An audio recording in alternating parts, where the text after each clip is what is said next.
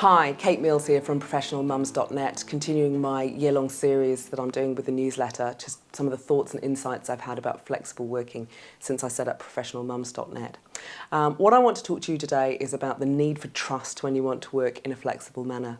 I've worked in flexible environments and inflexible environments, and the core difference between them was the level of trust. In a flexible environment, there is a high level of trust between colleagues, employer and employee, and it's exactly the opposite when you've got a low level of flexibility. You generally have a low level of trust. So what do I mean by trust? What do I think is essential to have in the workplace in order for you to be able to have a high level of trust and the ability to work and deliver on a flexible basis?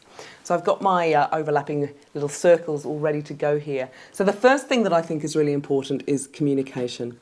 Now, obviously, it sounds obvious, but I think anyone who's worked in any organisation knows how difficult it is to have good communication. So you want an organisation that's got a high level of good communication. The other thing you want is clear outcomes. Clarity of outcomes. And for those of you who watched last week's when I talked about moving from a sort of task-orientated viewpoint to an outcomes-orientated viewpoint, that's what I'm talking about. What exactly is it you're trying to deliver here? So communication, clear outcomes, and the last one is correct tools. And when I talk about correct tools, I'm normally thinking about technology, like is there enough of technology there to support you to work flexibly? But it's also around training, like have people been trained? Are your colleagues aware of how you're working? How much investment is the organisation making to make sure you have the correct tools to do this?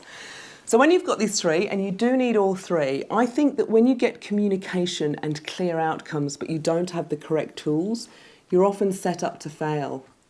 I think this is very common, particularly in part-time roles where there's been no job redesign and you just don't have the correct tools. Where you've got clear outcomes and you have the correct tools, that's great, but without the communication, I think you end up in a case of often having mistrust.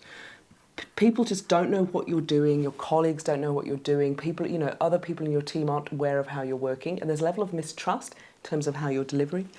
Where you've got the correct tools and you've got great communication, but you don't have clarity of outcomes, you don't know what it is that you're trying to deliver, it's not really clear, then I actually think you end up being a little bit misguided. You can end up getting a little bit lost.